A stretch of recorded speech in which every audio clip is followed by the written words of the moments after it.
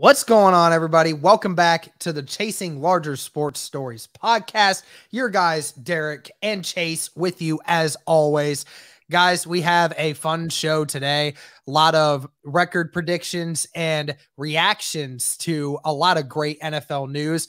We're going to start it off with how we kind of started off the podcast last week, talking about the Baker Mayfield trade. Now, there is being reports coming out that even though Baker Mayfield was traded to the Carolina Panthers, there is some belief inside the Carolina Panthers locker room that Sam Darnold may end up still being the starter at one point or another this next season.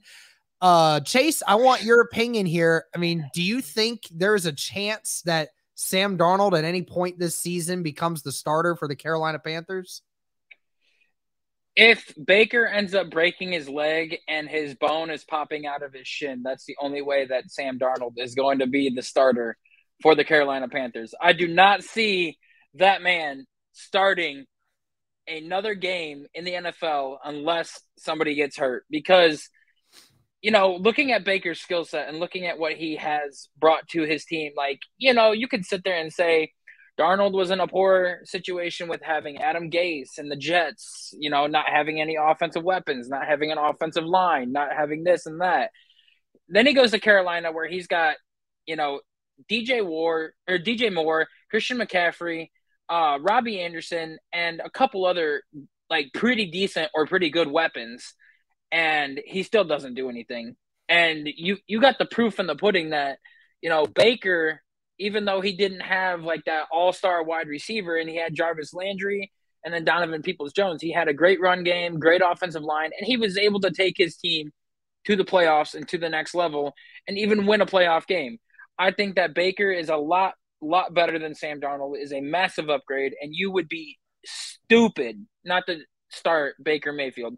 And the fact is, it blows my mind that they gave up more money and more picks for Sam Darnold than they did for Baker. But, you know, I thought that was funny. I was talking about, I saw on Undisputed when they were talking about that, and Shannon Sharp mentioned that, you know, that shows how little they think of Baker Mayfield, when in actuality, I just think that goes to show how stupid the Carolina Panthers were to trade that much for Sam Darnold in the first place. Like, it's not Baker's fault he went for a fifth. Like, I mean, at the end of the day, it is funny because you can't take the trade value at base value because they weren't traded in the same offseason. They weren't traded in the same manner. It's not the same thing. So, I mean, looking at it from this perspective, obviously, there are a lot of people that still question whether or not Baker Mayfield is truly that good, right? I mean, some people say that, you know, Baker was a product of the fact that, you know, he had a tremendous offensive line. He had a tremendous run game. You know, he had offensive weapons that he could throw the ball to. And even with that, I mean, as good as Baker Mayfield was at times, you know, he was never the most consistent quarterback out on the field. You know, there's been a lot. Him and Sam Darnold, I don't know if you know this, Chase, but him and Sam Darnold both lead the NFL in interceptions since 2019. Yep. So goes to show you that neither one of these guys, well, both of these guys are not afraid to take risks and are sometimes careless with the football. So it'll be interesting to see how that goes. I mean, I just think that some people are trying to belittle, and I think are trying to make less of what Baker Mayfield has done by saying he was in a better situation. Therefore, he's not going to be as good in Carolina. Therefore, he shouldn't start. I just think that's a dumb argument because at the same time, Sam Darnold's still in the same spot. Like the Carolina Panthers aren't any better with Sam Darnold from what we saw last year to going into this year. And people are still trying to say, oh, you know, the injury, you know, that's what kept Baker Mayfield down and it probably won't get better. And then you hear, you know, Sam Darnold was hurt last year. I just hear a lot of these excuses, but don't want to take at face value what Baker Mayfield is actually capable of doing better than Sam Darnold. And with the explosiveness that you have on this Carolina offense. I'll be honest. I mean, I think the Browns offense was better overall than Carolina's, but I think Carolina has a more explosive offense with CMC, DJ Moore, and Robbie Anderson. I mean, those guys make big, big plays. And if they can do that with Sam Darnold, I think they can do the same with Baker. See, I think so too. Like the thing that Sam has over Baker is, one, he's younger, and two, he's taller. That's about the only good features that he has over Baker. But the thing is, you know, it is difficult to judge, because I do feel like if he did not get injured last year, Baker would have given us at least 2, maybe 3 more wins, and our record would have been 10-7 or 11-6. Leading us to the playoffs for the second year in a row. And then we'd be also talking differently about this. He'd probably be in his second contract with the Browns, and we'd probably still have him as our QB. Even if they're in the same spot and they still went with Watson, you would still feel, but his trade value would have been higher still. I mean, if it would have been in a bad situation still, I mean, he still probably would have been higher up on people's lists, because like you said, the injury kind of gave him not as much of a chance to show how good of a quarterback he actually was. Yeah, and not to mention, like, you know, he's also one of the very few rookie quarterbacks that, you know, like when he came in for 3 consecutive years, had inconsistency at the coaching position and the offensive position. Last year was the first time ever in his whole career that he had the same coach for the consecutive years and the same offensive system, same everything. He's had some pretty bad coaches. I think a lot of people don't realize just how bad his head coaches have been up until Stefanski came along. Yeah, and everybody wanted to call for Stefanski's head last year, saying, you know, that he's not that good of a head coach. I'm like, you guys are absolutely freaking insane. Like, his record right now is like 22-14 or something, or 22-12. You know, for a head coach, you know, that's pretty damn good for just 2 seasons. And, you know, but like, I think that having the finally having that consistency and a guy that can bring out the best in his offensive, you know, mind from Baker is amazing. And everybody forgets that Kirk Cousins had the best year of his career statistically when Stefanski was the OC. So, you know, I think that going to a system with, you know, Matt Rule as the head coach is going to be different, and we'll see what he can do to bring out the strengths and weaknesses of Baker. But all in all, like, I think that Baker is going to be the starter in Carolina, and I think it's absolutely stupid. Now, I want your opinion. Did you hear the remarks from Cleveland, like the website, and like all these fans and even some players were saying that Baker was, you know, not taking the job seriously? Like, before the Green Bay game, that night in the hotel, he stayed up until 3 a.m. playing Halo and did not really study the game plan that they had for the next day. And he goes on to throw 4 interceptions in that game. Yeah, I know that has constantly been a knock on Baker, you know, how much attention to detail he actually took. I mean, we've always said, you know, we've seen all the freaking progressive commercials, right? And we've always said, you know, he spends more time focusing on progressive commercials than he does practicing, studying the playbook, which it sounds like that's the truth. You know, it just seems always like Baker just had something else going on better than what the actual game plan was for the team he was facing. So, and I trusted John Dorsey that year, but like, you know, you were there as a witness. I was calling for us to draft Josh Allen that year, and you were screaming your head off for Sam Darnold. The intangibles are too high. This guy is great. You know, that was a bad mistake on my part. And I told you, I was like, this dude is going to be garbage in the NFL. He's going to be a bust. The only quarterback that has panned out really in the NFL to this point in that 2018 draft, where there were 4 quarterbacks taken in the top 10, the most heavy quarterback draft that we've ever seen, ended up only one quarterback being really good, and that was Josh Allen, the one guy that everyone said was too raw and too unpredictable to make a move on that.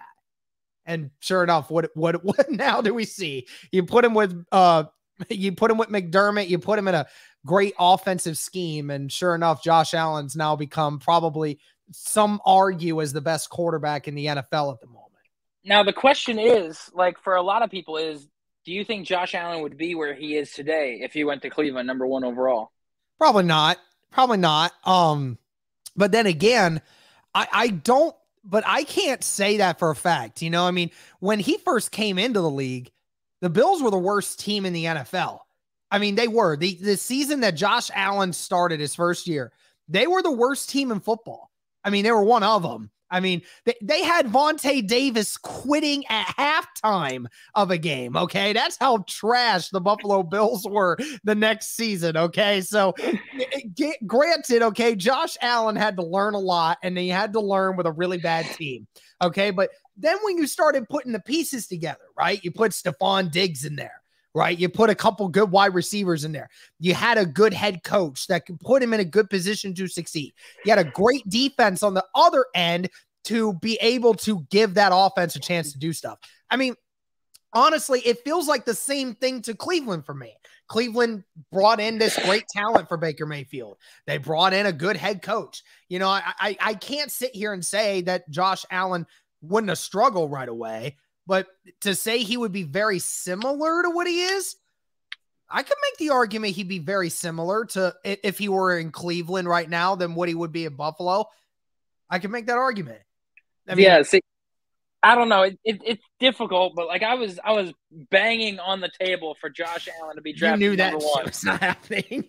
I was banging on the table for Josh Allen. You were dead set on Sam Darnold. I know. You that dead was in a the bad face. decision on my part. I was looking you dead in the face, telling you that would have been the dumb decision and that he was not that good of a quarterback. And you insisted that he was going to be good and everything like that. I thought he'd be better than Baker, but I don't know. At the end of the day, I was wrong on Sam Darnold. I'll gladly admit it. I mean, we're all kind of, I think a lot of people were wrong about that quarterback class. I mean, come to find out that the only quarterback in that whole class that was ready to, or 2 quarterbacks that were ready to go, and that was Josh Allen and Lamar Jackson. So you can say that about Lamar Jackson, but I feel like if he was in any other system in the NFL right now, he would not be as good as what he is. I don't know. I think he'd be good. I mean, I think he would be. It's just that the Ravens did the right thing and actually designed their system around him. The only problem is that there were so many teams that were not willing to do that. And that's why he fell so far, because they don't fit into their system. But the Ravens designed it for him. But at the end of the day, you know, whichever quarterback starts for Carolina is going to be sacked a lot of times, because their offensive line is one of the worst offensive line units in the NFL. So regardless, Baker Mayfield's probably going to be running for his life, probably week 1 when Myles Garrett's coming after him and sacks him 3 or 4 times. Yeah. I know that'll make you happy. And going up against a rookie left tackle that they just drafted. So exactly. All right. Yeah. And oh yeah, I forgot about that one that they drafted. Yeah. Wasn't it that one kid that Ikemba Kwanu. Oh, Kwanu. Yeah. Isn't he the one that was like the pancake machine? Wasn't he the one that always just ran through people? I think that was I can't remember if that was him or if that was someone else. It wasn't Evan Neal. Oh, it's not Evan Neal that I was thinking of. It was a different one. It was a kid from out of like NC State or something. Yeah, was it Ikemba Kwanu or was it a that is the guy from NC State? I think that's the one that I'm talking about. Yeah, I mean, that dude's who was the other offensive lineman? It was Evan Neal, and then what was the third one that was getting thrown around? I can't remember. I know Trevor Penning's name was being thrown around, but he was number 4, if I'm not mistaken.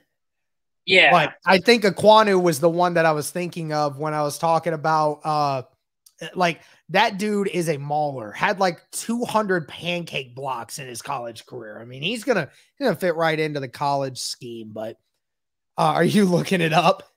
Yeah. Okay. Look it up quick, and then we'll move into the next topic. Charles Cross. That's the Charles other guy. Cross. Yeah, that's the other one. I forgot about that one. Yeah, but Aquanu was the one that I was thinking of when I was thinking about the other ones. Okay. Yes. Let's move on to another quarterback that was on the Carolina Panthers this last year, but is still a free agent, and that is Cam Newton. I mean, Chase, there is a question of what Cam Newton's future is going to be like, if there even is a future. Retirement. I mean, we have to ask the question, is Cam Newton's NFL career over at this point? I don't know if you saw the interview that he had with I'm not sure who it was. I thought it was Brandon Marshall, but I could be wrong. But he had an interview with somebody recently, and he said he thought it was last year, that it was. And he said that he didn't want to be done and he did not want to go out that way. But looking at it, going to the New England Patriots was probably not his best option because they didn't have very many offensive weapons. They didn't have the things that he was looking for. Yes, they had Bill Belichick, but that was a team that was trying to rebuild the offensive side of the football from the ground up. Their defense was phenomenal. Their offense, they really didn't have anything. N'Keal Harry didn't pan out. It was a running back by committee. Jacoby Myers was your best offensive weapon. Yeah. And frankly, I think that if Cam Newton was in a different system and a different head coach, maybe if he was with Pete Carroll in Seattle, maybe if he was with Kevin Stefanski in Cleveland, maybe if he was with Mike Tomlin in Pittsburgh, we'd be talking about it being different. But I think that, a healthy Cam Newton with the mindset that he does in the NFL or has in the NFL, I think if he's with the right system, he'll end up working out and he'll end up, having, one final good season to go out on. But at this point in time, if he's not going to go to the right system, I think he should just retire. I think retirement it should have been there on his mind last year. But, this guy's only 33 years old, and for a quarterback, that's still pretty young. So, yeah, it is difficult to see where Cam Newton is now versus where we saw him about 7 years ago. You remember that dude was an MVP. I mean, that guy he took the NFL by storm, kind of like what Lamar Jackson's doing right now, from the multifaceted way he attacked defenses. Nobody really seen a quarterback like that before, where you saw a 6'5", 235-pound quarterback that could run a 4.4 and could legitimately just blow past anyone at any time. And not only be able to do that, but occasionally be able to throw the football very well. It was different for defenses, and it took the juggernaut of that Denver defense to be the one to slow him down that season. And, it looked like it was going to be a long, successful career for, Cam Newton going on for a while, but, the accuracy issues started showing up. The inconsistencies in his passing game showed up. Injuries piled up. Injuries started piling up because, in all fairness, a lot of teams played him really dirty, and the refs did not do him favors because they always let guys hit him unnecessarily, and I hated that. Here's the thing. I feel bad for Cam Newton in this sense because, I've loved watching him play.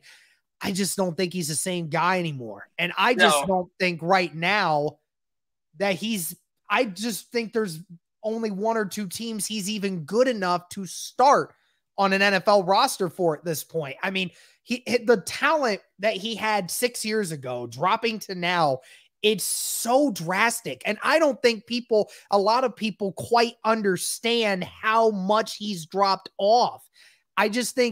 I remember Colts fans for years have been saying, go get Cam Newton, go get Cam Newton. I'm like, why? The guy, after his MVP season, was consistently throwing for 58% completion percentage at the quarterback position. That doesn't work long-term. That doesn't work long-term. You can't complete 58% of your passes and expect to remain a quarterback for a long period of time. It just doesn't work like that. And I don't care how athletic you are. Even Lamar Jackson throws mid-60s when it comes to completion percentage. So at the end of the day, Cam Newton's just his pedigree speaks for itself. But at the end of the day, his game just hasn't translated. He's getting older. He's been injured quite often, and he's just not the same player. And, you know, when I give it 3 more years for Lamar, 3 more before, you know, his body starts degrading a little bit, his stats start dropping and everything. I give it about 3, maybe 4 max before Lamar starts dropping off, kind of like Mike Vick did, kind of like Cam Newton has. You know, these running quarterbacks don't last very long in the league. You're putting your body on the line and everything, and that extra wear and tear from all that running. I mean, it does something for you. Yeah, and then not to mention, you know, like I told you, my instructor for the class that I had, you know, scouting him, he said that even right now, he still doesn't think that Lamar is that good of a passer. You could give him. Oh, yeah, I'd agree. You could give him Stephon Diggs and Tyreek Hill, and I still don't think that he would be that good of a passer. But right now, you know, with the way that he puts his body on the line and dives for the end zone and everything, and his accuracy is bad, I think that he's got about 3, maybe 4 more years before he starts taking a massive decline. Think about it, like Cam Newton, that was about the same thing for Cam Newton too. Like, I mean, it took 5-6 years, but after those 5 or 6 years, I mean, Cam's body started feeling it, you know, after a while. From 11 to 15, he had that, you know, 4-year time frame. Yeah. After he won that MVP season, it started. Went to the Super Bowl. Yep. And then after about that fifth year, he dropped off, and Lamar Jackson is reaching his 5th year right now. So I feel like you'll start seeing a slight decline next year. Like this season, I still feel like he'll be at his, you know, top of his game, but I feel like after next year you'll start slowly seeing it, and he hasn't even been the same since his unanimous MVP season. So you know, and he got injured last year. He was injured for half the season. I think that it's going to start piling up for Lamar. He's going to start going downhill. You know, quarterbacks that can have the versatility of running and throwing last a lot longer than guys like Mike Vick and Cam Newton, where they just like to, you know, put their bodies on the line and run a lot. Right. You know, Mike Vick played for a long time, but obviously, you know, the drop off, you saw it after a while, and, you know, the passing just eventually, the problem is these guys play for so many years and they rely on their athletic ability. And then when defenses finally figure it out, or at least know how to contain it after a while, then the passing never catches up. You know, and that's the problem. And, you know, Lamar's been in the same situation as Cam Newton. You know, the inconsistencies in the pass game have always been there. But the problem is but Cam Newton was so gifted athletically, you were able to look away from that for a while. But after a while, that stuff started to fade. And then his passing got worse, and then you couldn't deny it anymore. I mean, Lamar Jackson's kind of in the same situation. Jackson definitely can throw. There are a couple of times he overthrows a lot of his deep guys, and, you know, that stuff needs to stop for him to be, you know, a more consistent quarterback in this league. But to answer the question of it, I mean, I think Cam's career is over. I do. I think it is. I think so too. I hate saying it because, you know, I mean, Cam Newton was one of those guys that will always go down in NFL history. You'll always remember him from that 2015, 2016 season. I mean, it was a phenomenal year, but at the end of the day, you know, it's just not getting there anymore. And I don't want to keep seeing him struggle. You know, he has so much passion for the game. It's just his play doesn't match his passion anymore. And I hate seeing it because you can tell it bugs him so much. And I don't want him to feel that way anymore. A quick side question for like 2 minutes before we get going. So who do you think's story is more saddening to see? Barry Sanders leaving before his prime, or Andrew Luck leaving? Well, I mean, you obviously are going to ask me that as the Colts fan, but it's obviously Andrew Luck. It's obviously Andrew Luck because the difference was Barry before when he left, he was still in his prime, but he had already cemented a legacy. Like almost almost everyone declares Barry Sanders is the greatest running back that has ever lived. I mean, you just look at the way he runs. Even if he still had 3-4 good years left in him, you still have no doubt that Barry Sanders is a top 3 running back that has ever played the game of football. Easy. Andrew Luck was a guy that many executives said had he not retired, he would have finished as a top 20, maybe top 10 quarterback that ever played the NFL. And sure enough, he didn't get to do that because his GM was incompetent as hell, never protected him, and they just continued to let him get killed week in and week out. And the sad part is you got Colts fans that side with that and say he quit that he quit on the team, despite the fact that all those injuries kept piling up over the years. And it still bugs me. Andrew Luck would have finished as a top 40 or top 30 quarterback of all time had he been in the NFL to continue his career. And to be real honest, Derek, I feel, and this is a very bold take, but I feel like if he would have been able to continue his career in Indy until he retired, he might have even surpassed Peyton Manning as the greatest Colts quarterback. There's people that agree with that. I mean, there are people that literally said, take away the legacy aspect of the importance of Peyton Manning in the city. If you matched their numbers up in Indy, by the time Peyton or Luck would have been done with it, Luck would have been there. He would have been there with the total stats. He would have been that significant. And not to mention, he did it with far less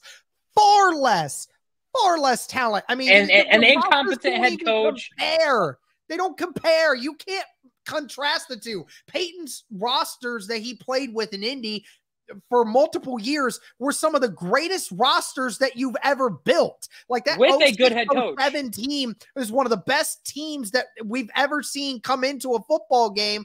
But sure enough, I mean, Andrew Luck's thing is down here. I can't even show it on the screen. That's how bad this roster is. And he still won 11 games every year with it. I know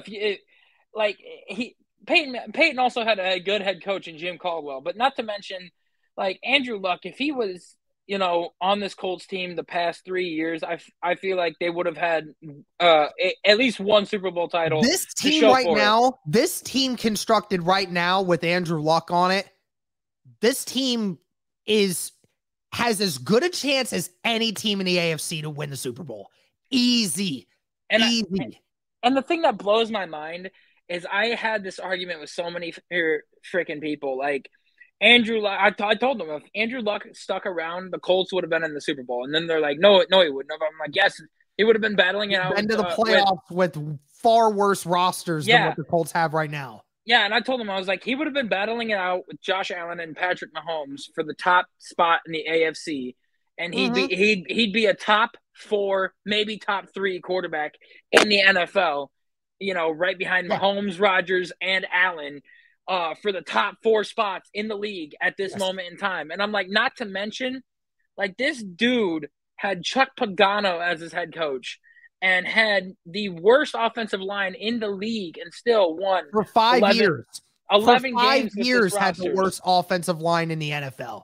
I mean, I could only imagine if he had this offensive line we had now for the start of his career. I could only imagine. I mean, the numbers he was putting up, the significance of him. We had this discussion for so many years talking about what if you traded Russell Wilson and Andrew Luck. Like, it was always the debate, who was the better quarterback, Russell Wilson or Andrew Luck? And my answer was always Andrew Luck, because at the end of the day, you took Russell Wilson off the Legion of Boom, you could still win a lot of games with that Seattle roster, and you put that backup in, they're still winning 9-10 games and still probably making the playoffs. But with that Colts roster that he had, with him gone, that team wins 4 games. That team wins 4 games instead of 10 or 11. It showed, because that year that Jacoby started after Luck left, you won 4 games. Yeah, exactly. And then the year after, when we went to the playoffs after winning 9 of our last 10 games, after going 1-5, we went to the playoffs, played the Texans, and then ended up losing to Mahomes and the Chiefs. And then the next year after, with the same roster, The Colts went 7-9 instead of going 10-6 and getting into the playoffs. We missed it. So it goes to show you. I mean, it truly is sad, and I get upset thinking about it because people don't realize how good he was, because I always told them, I was just like, if Andrew Luck had this Colts team right now, they'd be in the Super Bowl. They would go back and watch some of the touchdowns that man threw. I mean, the ball he had, Chase. I mean, oh my gosh. I mean, there's a lot of guys that have a beautiful deep ball. There's a lot of guys that have a beautiful deep ball. Andrew Luck made it look so effortless. I mean, he'd throw a 40-yard pass and make it look like he was throwing it at half strength. I mean, and it would be on a dime. I've seen that man make so many amazing throws. I can't even comprehend like some quarterbacks nowadays making those throws. I mean, there's only a handful of guys in the NFL right now that are better than what Andrew Luck was at the start of his career. And yeah, it'll go down as one of the biggest misfortunes of the Colts franchise history, knowing that Andrew Luck could have been there for another 5 to 10 years and could have had a Super Bowl with this team. I mean, right now, this team could probably win the Super Bowl. He could have had two. He could have had multiples. Yeah, I mean, we went to the AFC Championship game I think it was in 2016 with that crap roster, only to lose to the Patriots, who ended up winning the Super Bowl that year. So, I mean, the Colts always lost to the Super Bowl champs, like year in and year out with Andrew Luck. We lost to the Ravens rookie year with Andrew Luck. Ravens went on to win the Super Bowl. Colts go back, play against the Broncos. Broncos ended up going all the way. The Patriots beat us in the AFC Championship game. They win it all. I mean, this went to show you. I mean, the teams that we lost to are the ones that ended up going to the Super Bowl and winning anyway. So, I mean, at the end of the day, the Colts just were not built well for Andrew Luck, and it's disappointing. Very disappointing. They'd rather spend $50 million trying to bring in old veteran guys like Andre Johnson instead of going out and getting elite offensive linemen to protect your franchise quarterback. Thanks. You got me all fired up. You did that on purpose, and I hate you now for that. All right, let's get into another freaking topic here before I get mad. Let's talk about some wide receivers here. Wide receivers that I'm sure Andrew Luck would have loved to have had. We're going to talk about Justin Jefferson and Jamar Chase here for a second. So Justin Jefferson, there's a stat been going around over the last few days stating that Justin Jefferson now has the most reception yards in his first 2 seasons of any player in NFL history, with 3,016 receiving yards, all doing that on 17 touchdowns as well. And people seem to think, oh, he's going to continue to do even more. Well, we now think that he's probably going to end up being number 2 at the end of this, because Jamar Chase, a lot of people seem to think Jamar Chase is going to actually break that. Jamar Chase had 1,455 receiving yards, which was 55 more than Justin Jefferson's rookie season. And he actually also did it on 7 less catches too than Justin Jefferson did that year. And Jamar had 13 touchdowns. So he almost has as many touchdowns his rookie year as Justin Jefferson has in his first 2 years. I mean, Chase, isn't it incredible to think that both of these guys played with Joe Burrow at LSU? Like, I mean, think of how like OP that is now. Like looking back. And it's crazy because Justin Jefferson wasn't even the best receiver on, the team. It was Jamar Chase. But like, talking with my instructor that I had for my class, he said that when he was scouting Justin Jefferson, he said that he is probably the most complete receiving prospect that he has seen over the past 10 years. And like, he is everything that you look for in a wide receiver. He's got the speed, he's got the hands, he's got the contested catch ability, he's got the route running, he's got it all for a team. And like, he's really young, and it just goes to show you how good of a guy that he actually is. Same thing with Jamar Chase, but like, and he said it is very, very close, but he said that if he had to look at anybody, he would go with Justin Jefferson before Jamar Chase. And he said that the Eagles heavily botched that. They absolutely did. I called it before Justin Jefferson even came into the league. I knew the Eagles were going to regret not going with Justin Jefferson. At the end of the day, Chase, do you think that Jamar Chase will end up getting 1,600 yards next year to pass Justin Jefferson for the most receiving yards in the first 2 years of an NFL career? I don't think so. And you don't think so? No, because there's four reasons why. That's Denzel Ward and Marlon Humphrey. Because, last year you did not have Marlon Humphrey for the Ravens. You did not have Marcus Peters. They both were out, one with an Achilles injury, one with a ACL injury. And Marlon Humphrey was going down as probably a top 5 corner in the league. And Denzel Ward is a top, 7 and borderline top 5 corner. And there was only 3 to 4 corners in the entire league that shut down Jamar Chase, period. And one of those was Denzel Ward. In both games that they played, the Bengals, including the first game, he held Jamar Chase to 4 catches for 39 yards. 4 catches for 39 yards and no touchdowns. And, looking at it, and looking at this year, at their record that or at their schedule, they got to play the Rams. That's Jalen Ramsey they're going up against. They got to play the Jets. And I think Ahmad Gardner is going to be good enough to shut him down. They're going to be playing the Dolphins. I think Xavier Howard is good enough to shut him down. They got the Saints. Marshawn Lattimore is going to shut him down. Hey, they're going to play the Cowboys where they're going to end up getting 250 yards on Trayvon Diggs. Yeah, Trayvon Diggs is not that good. You look at the Panthers, J.C. Horn, I don't know. He got injured last year. I don't know what to think of him. You've got the Ravens. Marlon Humphreys, I feel like, is going to shut him down. The only ones that he'll go off against, heavily is, he'll go off against the Bucs because they don't really have a good corner. He'll go off against the Patriots because they don't have J.C. Jackson anymore. The Chiefs because, I don't think Trent McDuffie's going to step up. The Steelers, they don't have anybody. The Falcons, they don't really have anybody good. The Cowboys, Trayvon Diggs isn't going to stop them.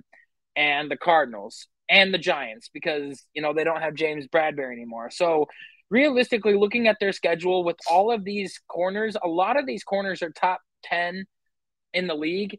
And I think that the only rookie one that is going to, give him a run for his money is Ahmad Gardner.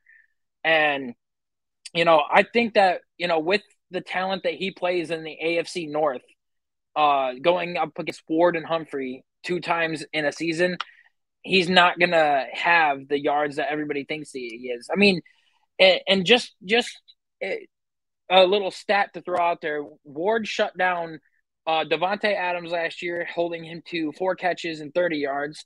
He went up against Justin Jefferson for 3 catches for 40 yards, and Jamar Chase 4 catches for 39 yards. That's some of the talent that he's going to face.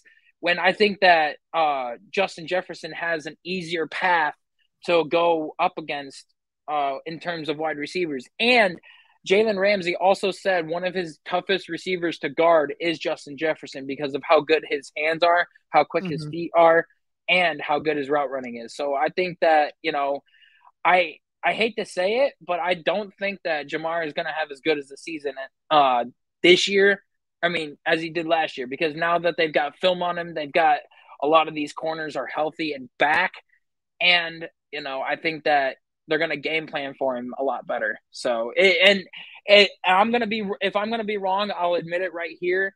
But I think that, it'll be a testament to see if, he's as good as wide receiver as everybody, expects him to be. Because if he can go up against all these top tier guys and, outperform them and outduel them, we got to see, because he's going to be going up against Ramsey, up against Howard, up against Ward. I mean, everybody's like, well, look at the Super Bowl. He torched Ramsey a couple times and everything like that. But he definitely did. But that's only a rarity. How many guys have actually torched Ramsey the first time and then the second time done it again? Nobody has. Right. I mean, it's interesting because when you look at it from the athletic standpoint of things, you would take Jamar Chase over Justin Jefferson because you look at just the sheer athleticism of a Jamar Chase to get open down the field. I mean, it's second to none. We've seen so many plays last year that Jamar Chase just blew open a defense. Like there was, I think it was the first time they played the Chiefs, and he somehow avoided one tackle and through just an amazing burst of speed, broke through the entire defense on a bad angle and so scored a touchdown on that tremendous play. I mean, the big playability for Jamar Chase is off the charts. I mean, this guy averaged 3 more yards per catch than Justin Jefferson did last year. Okay. That's insane. Okay. And he had 20 less catches than Justin Jefferson. It's no question that Jamar Chase is a little bit better of a big play monster than what Justin Jefferson is. Now, granted, I think next year, Jamar Chase will have more touchdowns after next season than Justin Jefferson's going to have altogether, because Jamar had 13 last year. Okay. Justin Jefferson has had 17 in 2 years. Okay, so he's almost there already in half the time. So, I mean, Jamar probably will beat him there. At the end of the day, you're talking about Jamar Chase getting 1,600 yards. Now, let's say he averages 18 yards per catch again. I mean, you're going to have him get 90. You're going to have to get him 92 catches next season. The difference with the Bengals is the fact that the Vikings have their offense go through Dalvin Cook and Justin Jefferson. It's the only 2 weapons they truly have.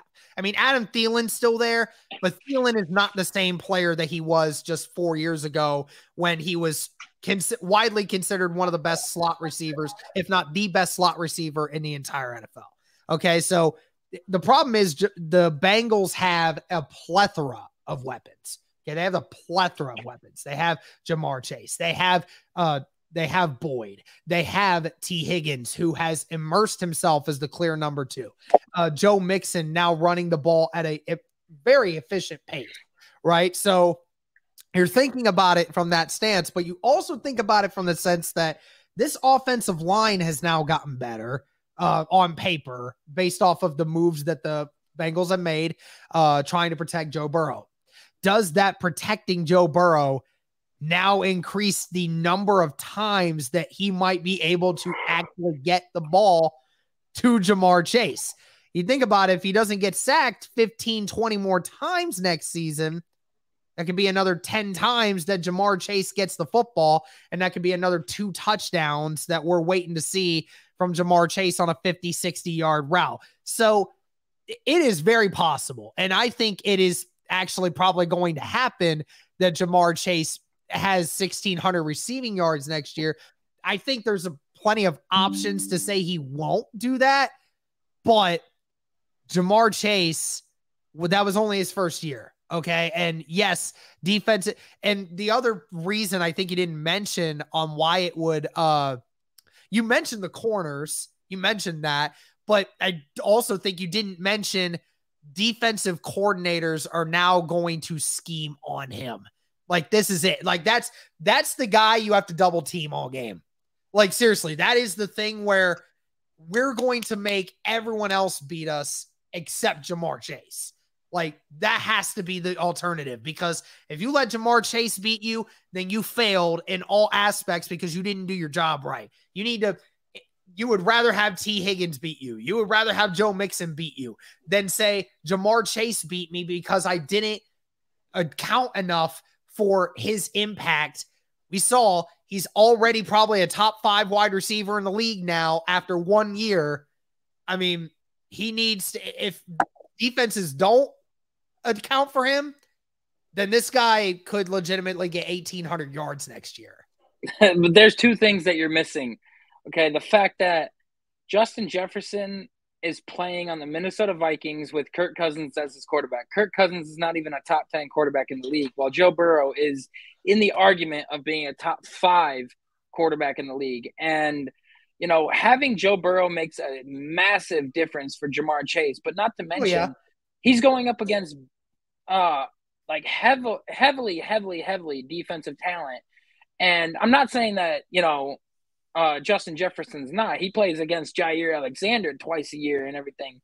But, Justin Jefferson has torched better defenses and better corners and safeties than what Jamar Chase has. Not to mention, that one-on-one matchup is very, very important for defenses, because that just goes to show you that I trust my guy on this single receiver than I do having an entire defense guard him. And that's the part of the reason why the Browns had so much success against the Bengals, is because they were able to shut down Jamar and, focus on everything else, because Denzel was out there on his island focusing on him, and they attacked, Burrow at the line. But I think if Justin Jefferson had a better quarterback, if he had Josh Allen throwing to him, he would have easily had more yards, more touchdowns, and more receptions and everything than what he has now. The fact that he's doing what he's doing with Kirk Cousins is just, phenomenal in of itself. And yes, I get your point saying like defenses are going to have to scheme just for Jamar, but I think with Jamar going up against the people that he's going up against, especially in that division, it's going to make it a lot more difficult on him than it would on Justin Jefferson, which is why I think that he's not going to get 1,600. I think he'll still get 1,200, maybe 1,300, and have like maybe 10 TDs, but or maybe a little more, but I don't think he's going to get that 1,600 yard mark like he did last year. I get you. All right, let's move to the next thing here, and that's talking about the top 10 NFL quarterback rankings. So league executives, coaches, scouts, and players ranked every position and ranked their top 10 best players at every position. Just a quick shout out. Darius Leonard was ranked the number 1 linebacker. Just want to throw that in. But anyway, showing my Colts bias there. Anyway, so we go to the top 10 NFL quarterback rankings. So Chase, we have Dak Prescott at number 10, Deshaun Watson at number 9, Russell Wilson at 8, Justin Herbert at 7, Matthew Stafford at 6, Joe Burrow at 5, Tom Brady at 4, Josh Allen at 3, Patrick Mahomes at 2, and finishing it is number 1, Aaron Rodgers. Now, what's your thoughts when you see that overall roster there? You think Aaron Rodgers deserves to be number 1? I'm not going to be upset with that. Back-to-back MVPs, having, the numbers that he puts up and everything every year. You could have that argument with him and Mahomes at 1 and 2. And it's, you can't go wrong with that. I think that, in my opinion, I think Mahomes is slightly better, but I think that having Aaron Rodgers at number 1 is not a bad argument either. But I want to look at the latter half of the list. You've got Dak Prescott at 10. Okay. Frankly, I think after his performance that he had, I don't think that he should be in the top 10, because you've got replaces him at 10. A very bold take, but I'd say Derek Carr. Derek Carr replaces him at 10, because I wouldn't hate that. Because, you look at Derek Carr with the turmoil that he had to deal with, losing John Gruden halfway through the season, not having a true number 1 weapon, and having Hunter Renfrow as like his top tier guy that he went to, and Darren Waller. And the fact that he was able to torch up and down the field the Chargers defense and go toe-to-toe with the Bengals defense in the playoffs, and still, barely losing and almost winning against the Bengals,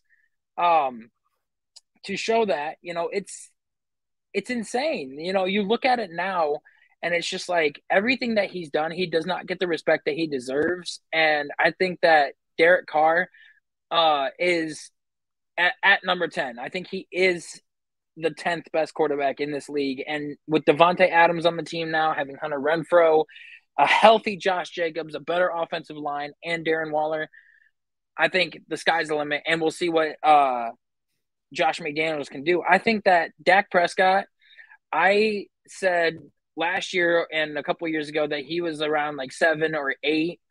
But, you had CeeDee Lamb and Amari Cooper, not to mention Tony Pollard and Zeke Elliott.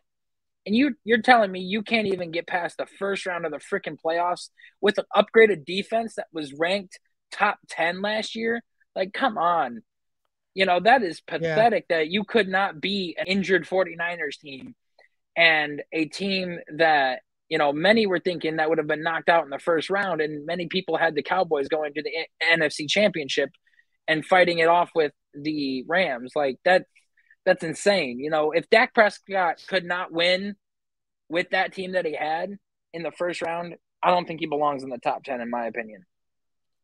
I got you. Yeah. I mean, I definitely agree with you. I think Derek Carr does deserve to be at that number 10. I just think that it's a PR thing when it comes to Dak. I just don't see the credit for Dak. I mean, he always disappears and he always has the stats, and the stats just always tell a different story than the meaningness behind the quarterback itself. I think Derek Carr in the clutch, I would rather have Derek Carr than Dak Prescott in the clutch. And that's why I think I would want to have him there. I mean, here's the thing. I think there's a massive drop off from number 9 and the rest of the list. Honestly, I think when you hit that number 9, that drop off is quite different. I really do. And the fact that like NFL executives, players, and scouts are all saying that even with Deshaun Watson sitting out for an entire year and not playing, he's still at number 9. That just goes to show you how he was a top 5 quarterback when he was playing. Yes, I mean, that's the difference. He is that talented. At the end of the day, it's ultimately going to come down to does he play? And then if he does, I mean, there's no question he's a top 10 quarterback. No question about it. I would say for the number 1 and number 2 argument, Patrick Mahomes should be number 1. I think so too. I like Aaron Rodgers. I love Aaron Rodgers, and I think he's definitely a top 3 quarterback in this league. The only problem I have with him now, and honestly, you know what? I'm going to do this. Aaron Rodgers should be 3. Josh Allen should be 2. Patrick Mahomes should be 1. Josh Allen, I have seen over the last few years progressively get better. And I know he doesn't have the MVPs that Aaron Rodgers has. Obviously, the MVPs go to Aaron Rodgers. You can't take that away from him. But at the end of the day, let's give credit where let's give the same punishment. We talk about Dak Prescott not being able to beat the 49ers, right? That same situation with Aaron Rodgers in Green Bay, in the cold, where he's used to playing in those conditions, has one of the worst games he has ever had in the playoffs. He utterly stunk it up, just like the rest of the Green Bay team did. I mean, a lot of that goes back on Aaron Rodgers. You just won MVP, and you're telling me you can't beat a injury-ridden 49ers team? The same excuse we're giving for Dak Prescott. I think that has to weigh in at this point. Aaron Rodgers in the regular season, he lights it up. But in the playoffs over the last few years, I mean, we've seen it a few times. He kind of disappears from time to time, and especially this last year. I definitely say he's still better quarterback than Tom Brady, even though Tom Brady's more accomplished. Aaron Rodgers, athletically and just skill-wise, is a better quarterback. But I think Josh Allen, with the way he has continuously improved and what you saw in these last playoffs, so close to making it to the Super Bowl again, I think it just ultimately shows you just how good Josh Allen can become. So Patrick Mahomes 1, Josh Allen 2, Aaron Rodgers at 3. I agree with Brady at 4. I agree with Burrow at 5. I don't. And honestly, I'm okay with Stafford being above Herbert. I think Herbert obviously is 10 years younger, and Herbert's going to jump Stafford very shortly. But I mean, Stafford did win a Super Bowl. I mean, he has obviously shown what he can do. I mean, honestly, if I'm gonna speak right now, Chase, I think Watson. Here's the problem: if Watson had played last year, I probably would have said he's better than Russell Wilson right now. just due to the fact that we know Russell Wilson is playing. Obviously he's ahead of him, but I mean, I definitely think Watson can overtake Russell Wilson easy, because I don't think Russell Wilson's quite the quarterback that he once was. So, you know, I think this list is not bad. You know, I thought there'd be a lot more crazy stuff that goes on, but I mean, I think a lot of Bengals fans talked to me and said, I'm surprised that Burrow's at 5. Me personally, I don't think it's that big of a surprise. I think it is, and I'll give you my take on it. So back to the Aaron Rodgers situation, you know, I still think that he is 2 over Josh Allen, because, you know, you got to realize, you look at Aaron Rodgers and that team, that organization and that GM has not been setting Rodgers up for success. And you could look at me and say that I'm dumbfounded and that's stupid, but it's kind of true.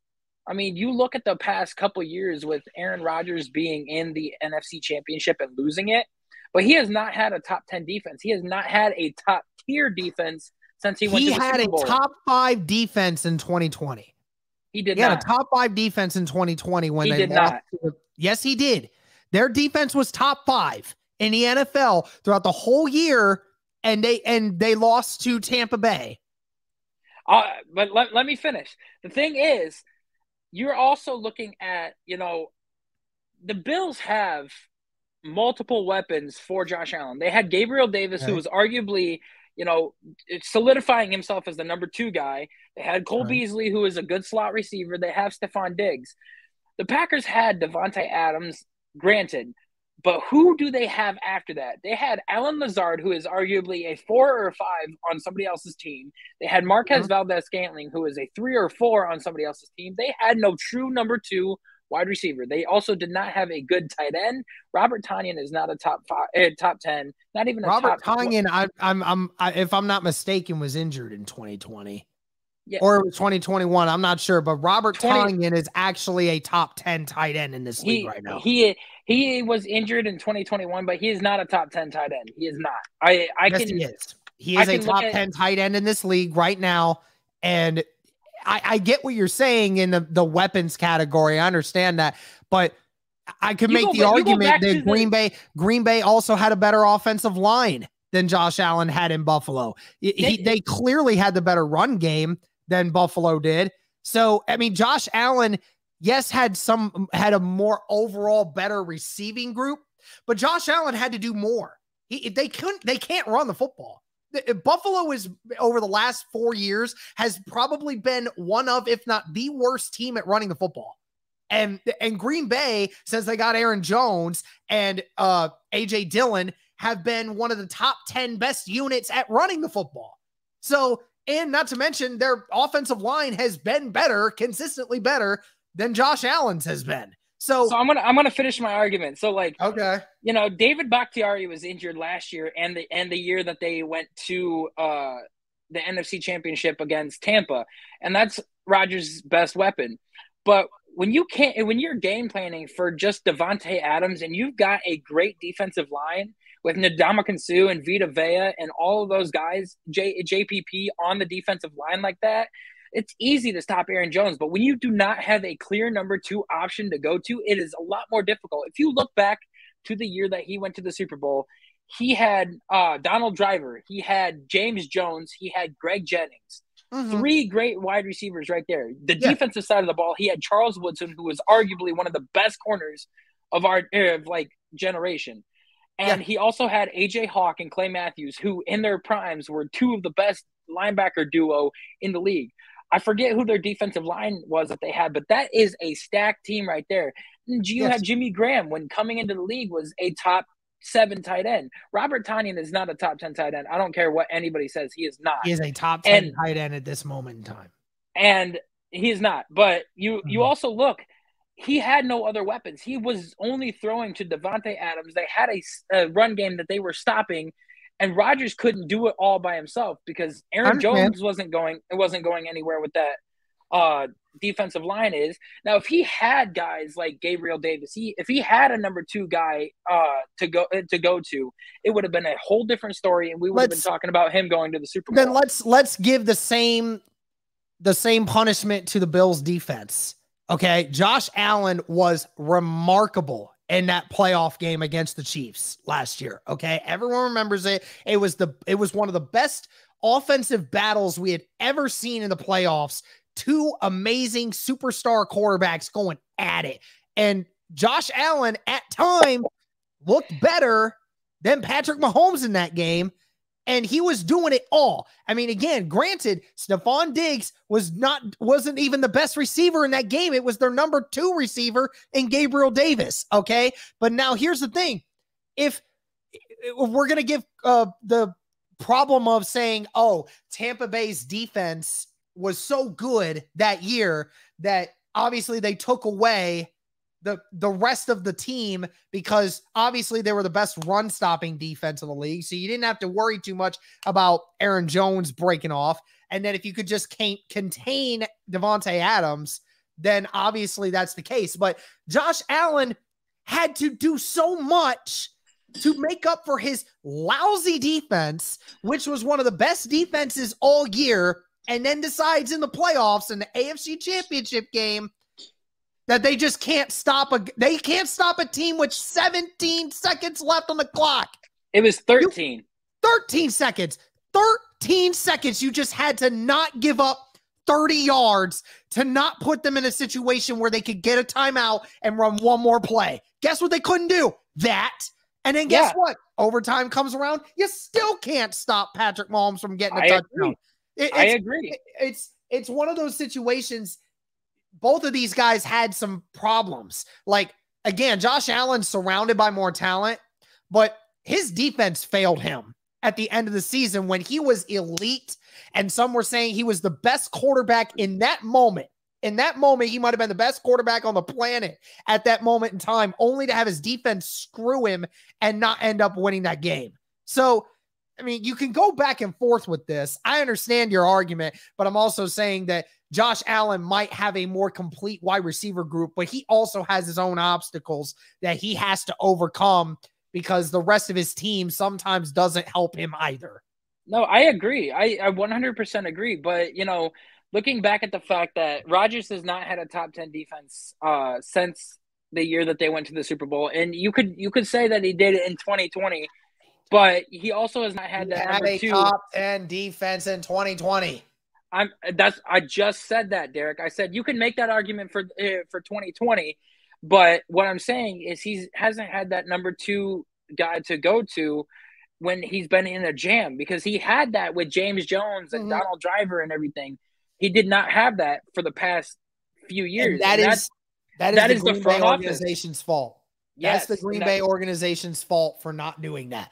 Now we all saw it after the 2020 season. Or the 2019-2020 season, we all saw, you know, that they needed some more offensive help, and they decided to go and draft Jordan Love out of Utah State. Yeah. So anyway, the rest of the list, my personal opinion, I don't think Tom Brady belongs in the top 5 anymore. You know, I think that, you know, with him getting older, I feel like his stats have dropped off just a little bit. But not only that, he is a product of great coaching and a great defense. Not to mention, he is still the GOAT, and he still is a great quarterback. But with everybody that is up and coming in the league, like Justin Herbert, Josh Allen, Joe Burrow, I think that they've got more to bring to the table right now with their teams and can do more than what Tom Brady can with the Bucs. I mean, you know, we saw it with the Rams. Like, the Rams ended up shutting down Brady. And, you know, now that he doesn't have Gronk, his, you know, number 1 go-to guy that he's always had faith in and everything, we're going to see a whole different looking Bucs, especially with Todd Bowles as the head coach. But I'm also want to go into Joe Burrow. The argument that I did not make earlier, and somebody brought this up on TikTok, and they had a valid point. I want your opinion on it.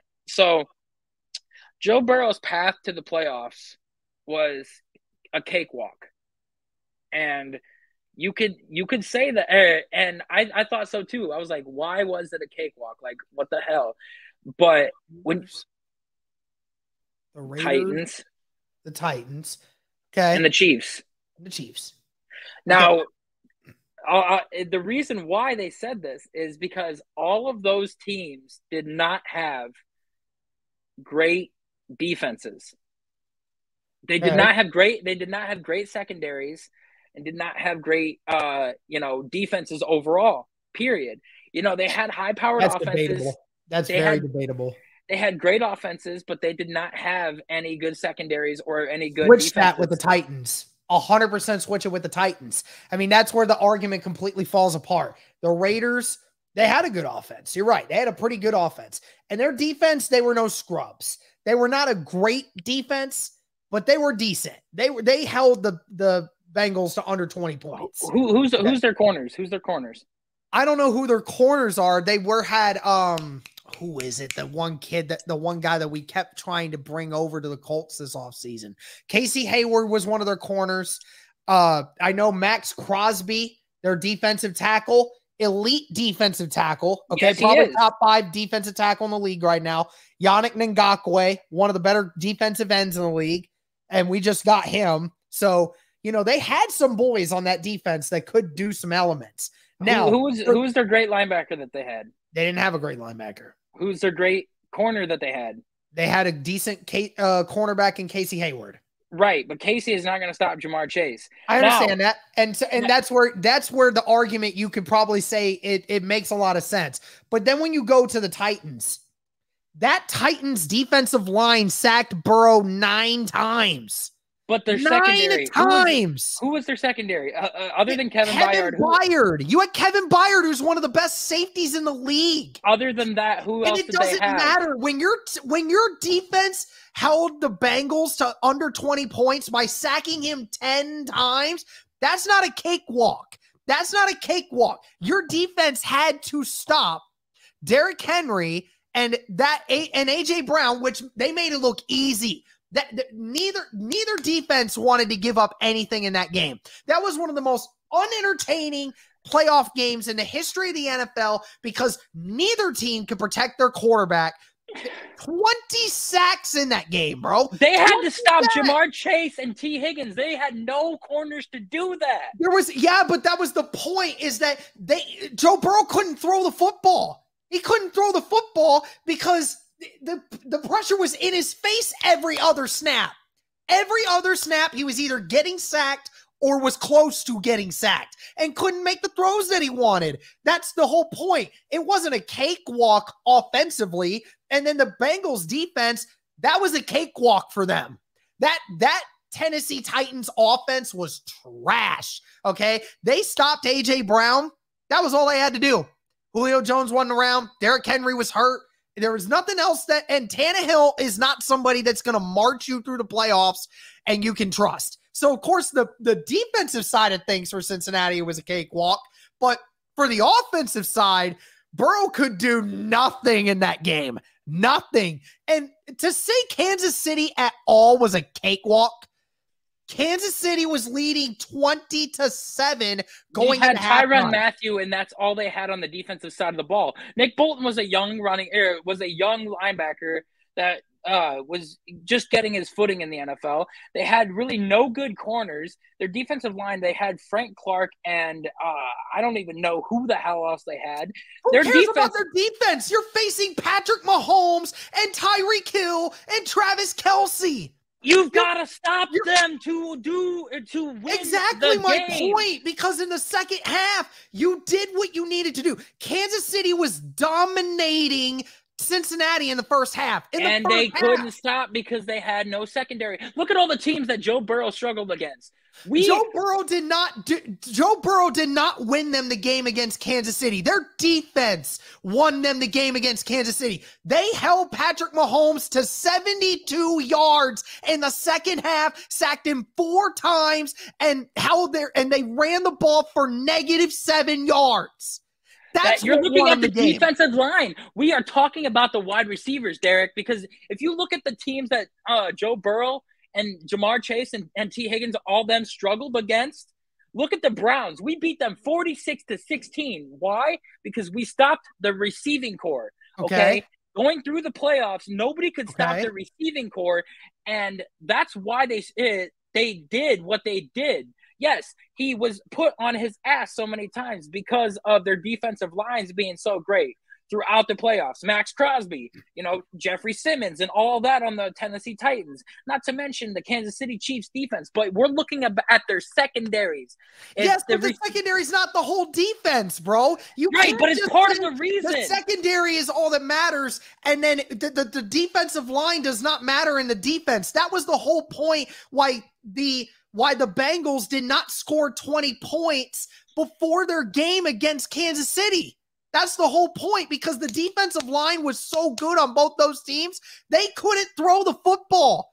They couldn't. But why did the Bengals come back? Numbers in the Tennessee Titans game. He probably had like 1 touchdown. He probably had like 90 yards. I mean, look, in Kansas City, I understand. Why did they come back? Why did they come back in Kansas City? Because they had no linebackers because their that were good enough to stop them. Stopped Patrick Mahomes. Their defense, the Kansas City scored 3 points in the second half.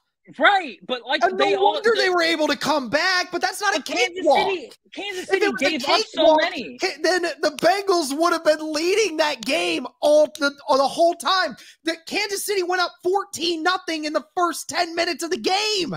I mean, it looked like it was about to be a massacre through the first quarter. And then sure enough, the Kansas City Chiefs, for some stupid reason, decide we're up 20-7 and we're going to go for it on 4th and goal at the 5-yard line, the last play of the first half, and they throw a stupid screen to Tyreek Hill, and he never gets close. Like, they could have gotten a field goal. They could have been up 2 touchdowns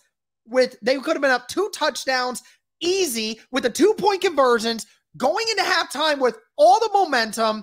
But you gave Cincinnati momentum going into that, knowing now they're only up by 13, not by 16, and that puts it in a completely different perspective. And then in that second half, they got to Patrick Mahomes so many times. They eliminated their ability to run the football. Patrick Mahomes couldn't sit back in the pocket and throw it anymore.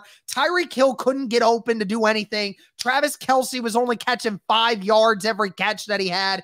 They eliminated everything. That defensive stand in the second half might have been the best defensive stand that we have ever seen against Patrick Mahomes since he's come into the league. That was the biggest reason why Cincinnati made it into the Super Bowl after that game, because Kansas City had all the momentum going into the second half.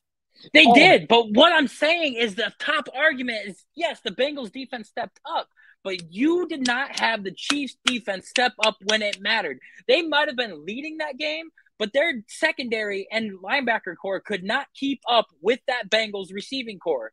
Okay?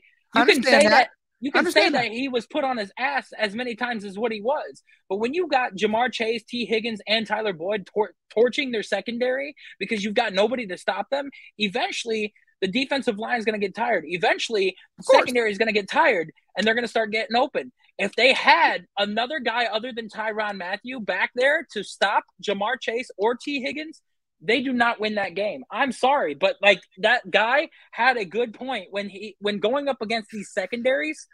Their wide receiver core is what propelled them into the Super Bowl, other than their defense. Okay, yes, their defense stepped up. Yes, but we're talking about it being a cakewalk. That was the terminology I heard. It was not a cakewalk. Now, it was obviously easier than what the Rams trip to it was, because the Rams had to face 49ers with that stacked defense. They had to face Tampa Bay, who looked like they were about to do it and about to go back again to go and win it. Like, it's different. It's different. It wasn't a cakewalk. It was obviously easier, but that trip to the Super Bowl was not a cakewalk. Not when you're losing at halftime to Kansas City. That was not a cakewalk. I mean, the proof is in the pudding. Look at what happened when they actually went to the Super Bowl, because, yes, you had Aaron Donald and Von Miller on the defensive line, but you also had Jalen Ramsey in the secondary stopping Jamar Chase and making it a lot harder for Joe Burrow. That's why the Rams came back. It doesn't help that OBJ got injured, and the only weapon that they really had to throw to was Cooper Kupp. And, Van Jefferson was kind of non-existent in the second half and everything like that. But what I am saying, though, is you saw a massive difference in the Super Bowl with the Bengals on the offensive side of the ball because you had guys to stop them in the secondary compared to what the Chiefs, the Raiders, and the Titans had. Now, I'll just say this. In that Super Bowl, ultimately, what was the reason that the Rams won in that game? Was because not only did Matt Stafford find Cooper Kupp a couple times and they got lucky on a few plays, their defensive line imposed their will on that struggling offensive line for the Bengals, and Burrow could not throw the football. And it was inevitable on the last play that Cincinnati had. Jamar Chase burnt Jalen Ramsey, burnt him, put his ankles in the blender, made him fall down, and had the defensive line, Aaron Donald, not broken through that offensive line, the Bengals, Burrow would have found Jamar Chase. We would have saw a touchdown by Cincinnati, and Cincinnati would be the Super Bowl champions right now. It wasn't the secondary that won the Rams the game. It was their defensive line who got pressure on Burrow to stop him. That is the ultimate reason why the Rams won it. And that is the ultimate reason why the Bengals got to the point where they were at as well, because their defensive line was able to get pressure on Mahomes in the next game. It was why the Titans were in the game against the Bengals, because their defensive line was getting insane pressure on Burrow all game. That was the ultimate premise of the entire playoffs. Was not secondaries, it was defensive line play. Right, I get that, but my argument is if they had secondaries that were actually competitive and able to make stops, Joe Burrow probably would not have made it as far as what he did. Okay, that is the massive point. Okay. Because your argument with the defense and imposing their will and blitzing is very accurate. Okay, but look at the quarterbacks that have set up for success against the blitz. You got guys like Rodgers, Brady, Allen, Mahomes. All of them have been able to get the ball off within like a second or less, whether it be like a short screen pass or whether it be a slant route or whether it be a 5-yard and post. They looked at their guys because they were able to dump it down to them, expecting them to make plays. Why couldn't Joe Burrow do the same thing? They drop back. Oh, shit, I'm getting rushed. I look over. I'm going to dump it down to Jamar Chase and hope he makes a play. That's what Brady, Rodgers, Mahomes, and Allen all do best. They're good against the blitz, and they do not fold like that. The thing is, you had Ramsey guarding Jamar the entire game up to that last play. That's why he couldn't get the short passes off, but he was able to get the short passes off in the other games because you had nobody else to guard him in the secondaries. That's what I'm trying to say. Yes, I understand the defense imposed their will, but you were able to get Jamar open on the slant routes, on the short, quick movements and everything. That's how he was able to beat the blitz. That's how he was able to make his team go to the next level. Because they had nobody to stop Jamar when looking at him streaking across the field right in front of you for a little dump pass to try to get past the blitz. That's what I'm saying, okay? Because the Rams had somebody to stop Jamar and the other receivers is why they ended up ultimately winning the game, because they were able to stop what they were doing. Yes. Okay? Not just the defenses. Now, if the Raiders had somebody, if the fucking Chiefs had somebody, they would have been able to. There were very few defenses last year that had the ability to stop the Bengals offense. One of them was the Rams, who had the best defense in the league. Of course, they were able to slow down that passing offense because they were the best one in the league. They had two really good corners that could do anything. You have the best lockdown corner in the NFL that just shuts down almost anyone he plays against. Of course you're going to have that situation. But just to say that, but I understand that the team's secondary, some of the secondaries that they had to face was not as good. I just think that it's just not doing due diligence to talk only about secondaries when at the end of the day, there just wasn't a secondary good enough to stop the Bengals offense until they got to the Super Bowl. And even then in the Super Bowl, I could argue Joe Burrow played against the Rams secondary almost as good as any of the rest of the defense's secondaries that he played against. All of them. It's just a simple fact that the Rams, at specific times, their defensive line was able to get to him at moments that it truly mattered, aka the last play of the game, where he had his receiver burn the best corner in the league. And it would have been the touchdown to win them their first Super Bowl ever. And it ultimately didn't matter because the defensive line was what mattered. The offensive line is what mattered. The secondary of the Rams did not exist in that moment in time when Jamar Chase was wide open. Okay, so at the end of the day, I mean, the secondary they faced in the Rams, yes, it was clearly better than the secondaries that they faced, but the secondary of the Rams is not what won them the game. It's their defensive line getting 6 sacks on Joe Burrow in that game. That's what ultimately mattered the most. Yeah, right. That's it. That's all the argument that I had. Yeah, I think we're gonna exclude the AFC North record predictions because we literally just spent the last half hour yelling at each other. See, folks, this is the glimpse of what we were like in college. Just that's what we used to do all the time, just yelling at each other about like neither side wanting to budge. It's like this.